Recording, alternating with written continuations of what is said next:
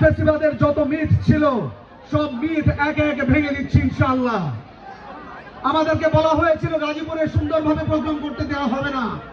আমরা বলেছি আমাদের বুকের মধ্যে আমাদের শরীরে যতক্ষণ পর্যন্ত রক্ত আছে আমরা দেখিয়ে দিব গাজীপুরের মধ্যে কিভাবে প্রোগ্রাম করতে হয়, এবং তার প্রমাণ আপনাদের স্বতঃস্ফূর্ত অংশগ্রহণ।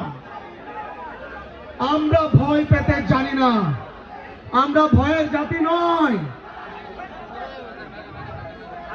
গাজীপুরবাসী ভয় পেতে জানে না।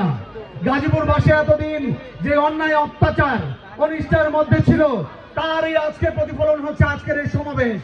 তারা এক নতুনত্বকে চায়, আর সেই নতুনত্ব হচ্ছে জাতীয় নাগরিক পার্টি এনসিপি।